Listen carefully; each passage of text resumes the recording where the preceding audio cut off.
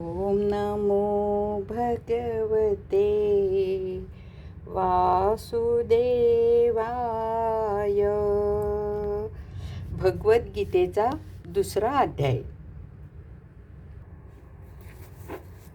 श्रीकृष्ण म्हणाले, हे अर्जुना, या कल्याण मार्गात निश्चयात्मक बुद्धी एकच आहे आणि सकामी पुरुषांची बुद्धी अनेक भेदयुक्त असते. हे अर्जुना, हे अज्ञानी पुरुष केवळ फलश्रुतीवर आसक्ती ठेवतात. स्वर्गालाच परमश्रेष्ठ मानतात. यापेक्षा उत्तम दुसरे काहीही नाही असे म्हणतात.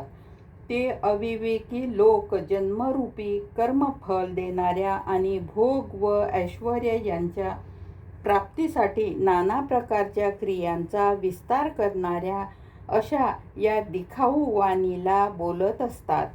त्या वाणीने ज्यांचे चित्त हरण झाले आहे, भोग आणि ऐश्वर्याच्याच ठिकाणी ज्यांची आसक्ती आहे, अशा पुरुषाच्या अंतःकरणात निश्चयात्मक बुद्धी असत नाही.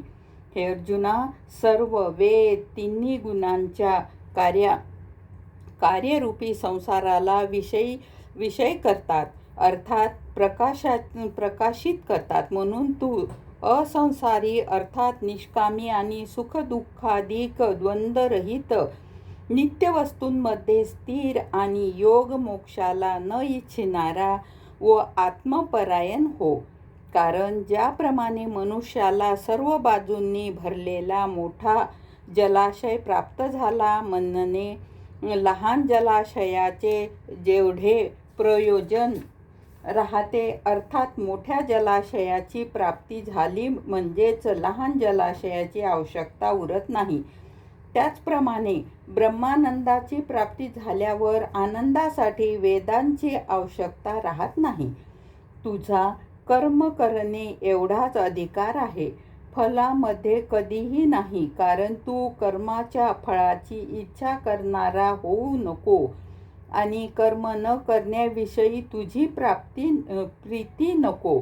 हे धनंजया, आसक्तीचा त्याग करून आणि सिद्धी व असिद्धी यामध्ये समान बुद्धी ठेवणारा होऊन योगामध्ये स्थित होऊन कर्मे कर. या समत्व भावालाच योग असे नाव आहे. या समत्वरूपी बुद्धी योगापेक्षा सकाम कर्म अत्यंत तुच्छ आहे. कारण हे धनंजया, तू समत्व बुद्धी योगाचा आश्रय घे. कारण फलाची वासना ठेवणारे अत्यंत दुर्बल आहेत. समत्व बुद्धी युक्त पुरुष पाप व पुण्य या दोघांचाही या लोकातच त्याग करतात, अर्थात त्यामध्ये लिप्त होत नाहीत. म्हणून तू समत्व बुद्धी योगासाठीच प्रयत्न कर. हा समत्व बुद्धी रूप योगच कर्मामधील चातुर्य अर्थात कर्मबंधनातून सुटण्याचा उपाय आहे.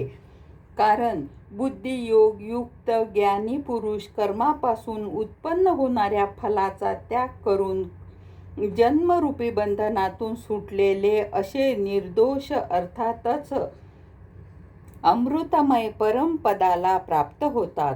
हे अर्जुना, ज्यावेळी तुझी बुद्धी मोहरूपी दलदलीतून पूर्णपणे तरून जाईल, तेव्हा तुला ऐकण्यासारखे व ऐकलेल्या गोष्टीविषयी वैराग्य प्राप्त होईल. अनेक प्रकारचे सिद्धांत ऐकून विचलित झालेली तुझी बुद्धी जेव्हा परमात्म्याच्या स्वरूपामध्ये अचल व स्थिर होईल, तेव्हा तू समत्वरूपी योगाला प्राप्त होशील.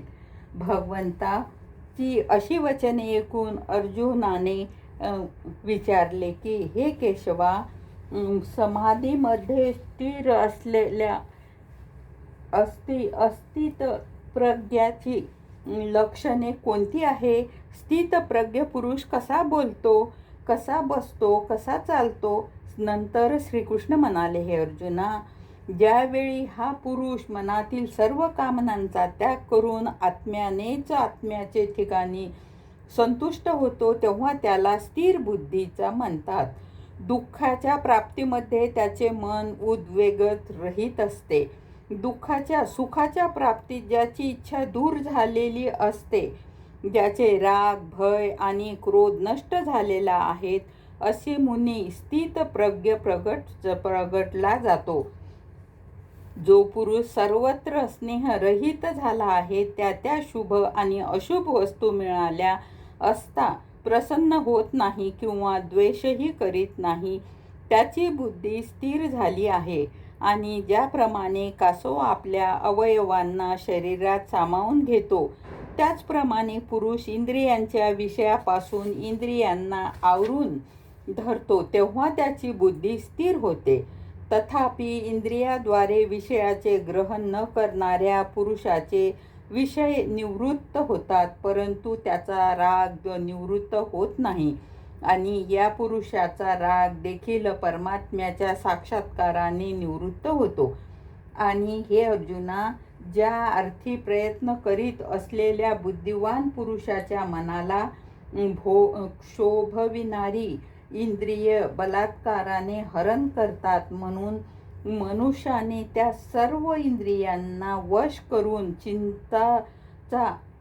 चित्ताचा माझ्या ठिकाणी संयोग करून परमात्मामय व्हावे. कारण ज्या पुरुषाची इंद्रिय वश होतात, त्याचीच बुद्धी स्थिर होते. हे अर्जुना, मना सहित इंद्रियाचा वश करून परमात्मामय न झाल्यामुळे मनाच्या योगाने विषयाचे चिंतन होते. आणि विषय चिंतन करणाऱ्या पुरुष त्या विषयाच्या ठिकाणी आसक्ती उत्पन्न होतो. आसक्तीमुळे त्या विषयाबद्दल कामना उत्पन्न होतात आणि कामनेमध्ये विघ्न उत्पन्न झाले, क्रोध निर्माण होतो. क्रोधामुळे अविवेक अर्थात मूढ भाव उत्पन्न होतो. अविवेकाने स्मरणशक्ती भ्रष्ट होते. स्मरणशक्ती भ्रष्ट झाल्यामुळे बुद्धी म्हणजेच ज्ञानशक्तीचा नाश होतो आणि मनुष्य आपल्या श्रेय साधनेपासून दूर होतो. परंतु स्वाधीन अंतःकरणाचा पुरुष वश केलेल्या इंद्रियाद्वारे विषय भोगात असताना अंतःकरणाची प्रसन्नता म्हणजेच बुद्धिता प्राप्त होतो.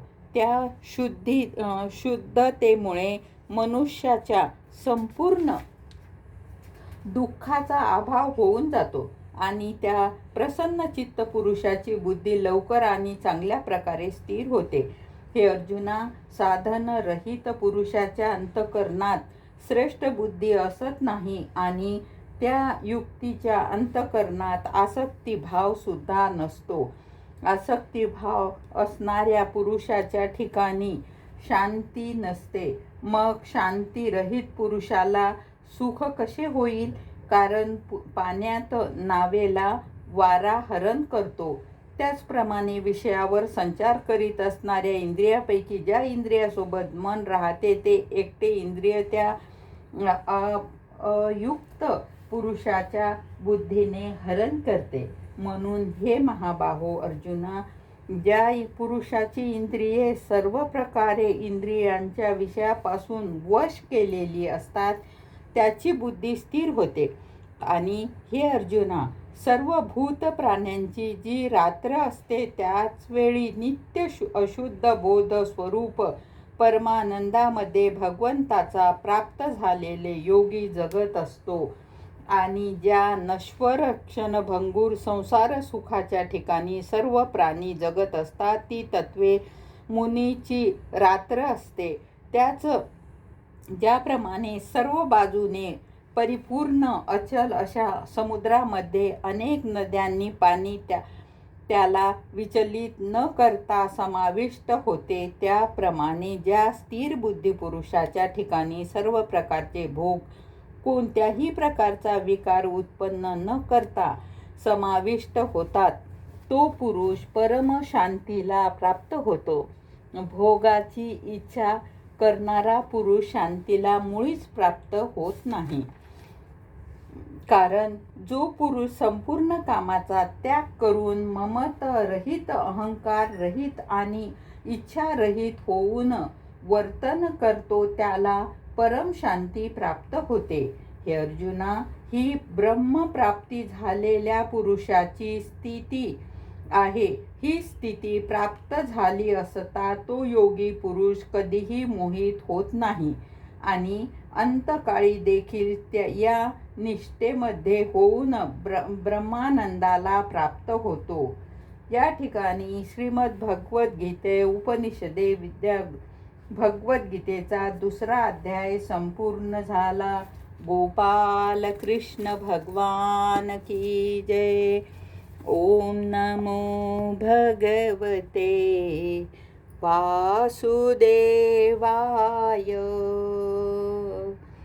ओम नमो भगवते वासुदेवाय. अधिक मासामध्ये विष्णू भगवंताची केलेली आराधना पूजन लक्ष्मी मातेला फार प्रिय आहे. तुमचे घर धनधान्याने भरून जाईल. हरये नमः, हरये नमः, हरये नमः.